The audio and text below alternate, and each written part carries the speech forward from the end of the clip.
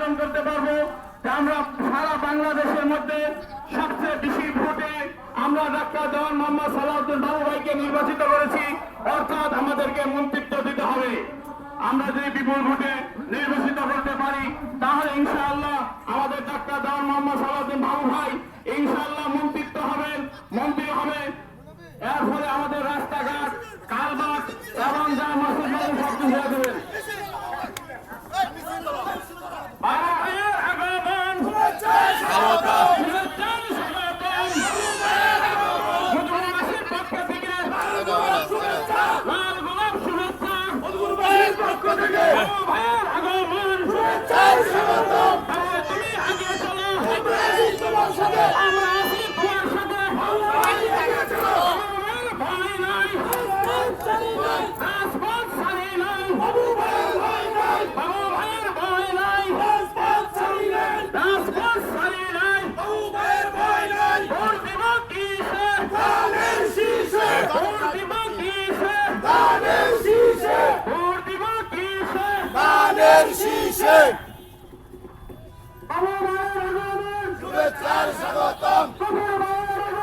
শুভেচ্ছার স্বাগতম।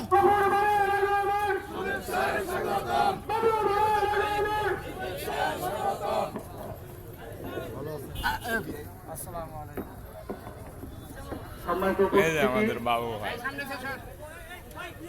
ঢাকা 19 জেটি মঞ্চ প্রার্থী ডাক্তার দেওয়ান সালাউদ্দিন বাবু ভাইয়ের পদসভায় আমরা উপস্থিত হয়েছি। বাড়িতে বাসায় বসে না থেকে ভোট কেন্দ্রে চলে যায়, ইনশাআল্লাহ বাবু ভাইয়ের বিজয় তো হবেই। ঢাকা 19 আসন আশুলিয়া ঢাকা। আলহামদুলিল্লাহ উপস্থিত বিএনপি জমিয়ত নেতৃবৃন্দ, এই পর্যায়ে আপনাদের সামনে গুরুত্বপূর্ণ আলোচনা করবেন জমিয়তে উলামা ইসলাম বাংলাদেশ ঢাকা জেলা উত্তরের সভাপতি মাওলানা মুফতি আমিনুল ইসলাম কাসেমী দামাত বরকাতুহুম। মুফতি আমিনুল ইসলাম কাসেমী সবাই এখানে আসেন, সবাই এখানে আসেন। সবাই একটু শান্তভাবে বসেন, শান্তভাবে একটু বসলে ভালো হয়, সামনে চলে গেলে ভালো হয়। সময় খুব কম। আমাদের প্রধান অতিথি কথা বলবেন, গুরুত্বপূর্ণ যে নেতৃবৃন্দ আছেন কথা বলবেন। আমি শুধু 1 মিনিটের জন্য একটা কথা বলতে চাই। সম্মানিত ভাইয়েরা আমার, 17 বছর পর ভোট দেওয়ার একটা পরিবেশ কায়েম হয়েছে। এই ভোটটা তো আমরা দিব বহুত ভাবনা চিন্তা করে দিতে হবে। দুইটা বিষয় নাম্বার কথা হলো আমরা বাংলাদেশী, এমন কাউকে ভোট দিতে হবে যাকে ভোট দিলে এই বাংলাদেশের স্বাধীনতার সার্বভৌমত্ব রক্ষা হবে, স্বাধীনতার সার্বভৌমত্ব পুনরুদ্ধারিত হয়, এমন কোন মানুষকে ভোট দেওয়া যাবে না। 2 নাম্বার কথা হলো আমরা বাংলাদেশীর সাথে সাথে মুসলমান। বাংলাদেশের 95% মানুষ মুসলমান।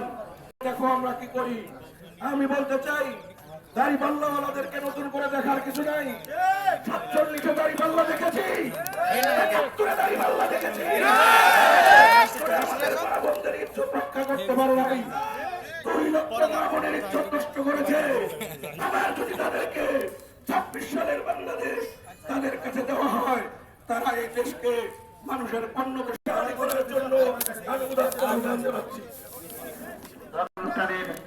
গফুর সাহেব ঢাকা 19 আসনের চেয়ারম্যান ছিল সাবেক, তিনি আগে চেয়ারম্যান ছিল, আসলে চেয়ারম্যান ছিল, এখন চেয়ারম্যান নাই।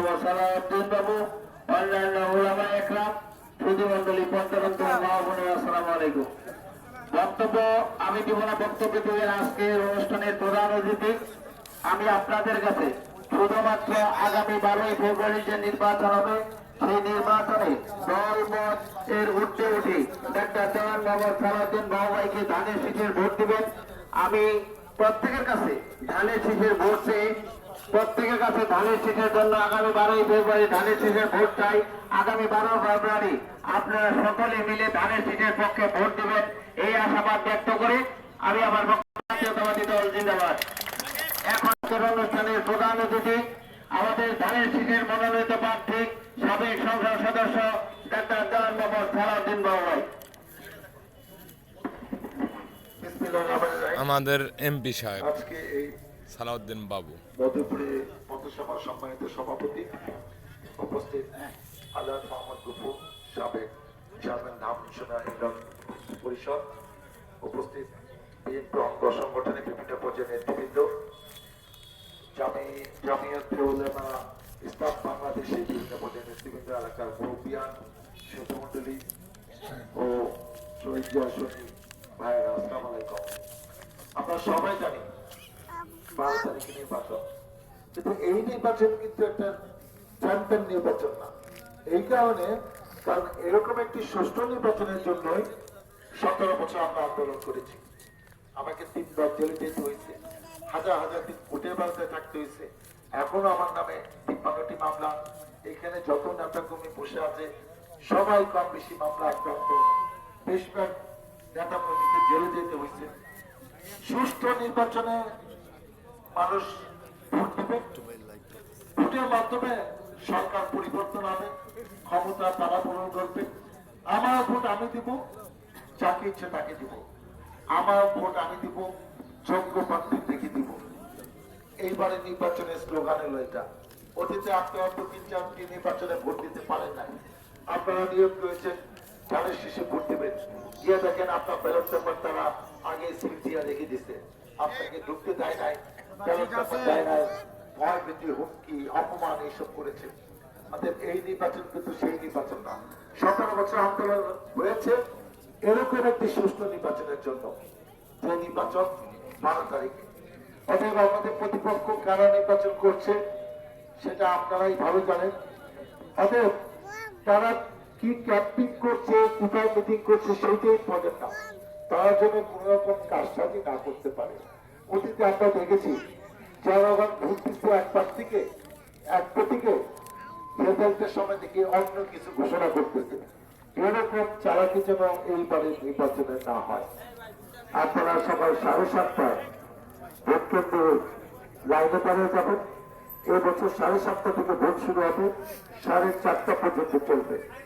এবং আমাদের দলীয় নেতার থেকে আমি অনুরোধ করতেছি, যারা এজেন্ট তারা তো ভিতরে থাকবে, তাদের কাজ কি সেটা আমরা বুঝিয়ে দিব। আর বাইরে দলীয় নেতা কর্মীরা যতক্ষণ পর্যন্ত ভোট সুষ্ঠুভাবে চলবে বাইরে থাকতে হবে। যতক্ষণ পর্যন্ত ওই কেন্দ্রের রেজাল্ট ঘোষণা না দেবে ততক্ষণ পর্যন্ত কিন্তু পাহারা দিতে হবে। এবং ভোট গণনার সাথে হিসাব নিকাশ মিললে, এখনো আমাদের 12 তারিখে নির্বাচন, আমরা মাঠে মাঠে জনগণের সাথে ভোটারদের সাথে দেখা করছি। অর্থাৎ আমাদের এই কষ্ট পরিশ্রম যেন পিঠা না যায়। আপনাদের কাছে আমি বিনীতভাবে অনুরোধ করি, এটা অনেক কষ্টের নির্বাচন। এই নির্বাচনে আমাদের নেত্রী দেখে দিতে পারলেন না। 30 ডিসেম্বর 2025 সালে উনি না করার দেশে চলে গেছেন। ওনার ইচ্ছা ছিল যদি মারা যাওয়ার আগে থেকে যাবে যে তার হাতে, তার স্বামীর হাতে করা দল বিএনপিকে মানুষ এখনো পছন্দ করে এবং বিএনপি আবারও রাষ্ট্র ক্ষমতায় এসেছে। যে বিএনপিকে নাম নিশানা পৌঁছে দেওয়ার জন্য সেটা সেটা অনেক চেষ্টা করেছে, কিন্তু বিএনপিকে মানুষ ভালোবাসে। বিএনপি মানুষের হৃদয় ও অন্তরে এখনো আছে, তার প্রমাণ আমরা 12 তারিখে ভোটের মাধ্যমে দেখবো। আমি আপনাদের কাছে, আপনারা 96 আমাকে এমপি করেছিলেন, 2001 সালে আবারও আমি আপনাদের ভোটে এমপি হয়েছি। এবার আমার 55 মতো ধানের শীর্ষে আমি প্রতীক পেয়েছি। নির্বাচিত হয়ে আপনাদের কল্যাণে এই রাস্তাঘাট, মসজিদ, মাদ্রাসা, শিক্ষা প্রতিষ্ঠানের ভবন, এই বিদ্যুৎ, ধন্যবাদ।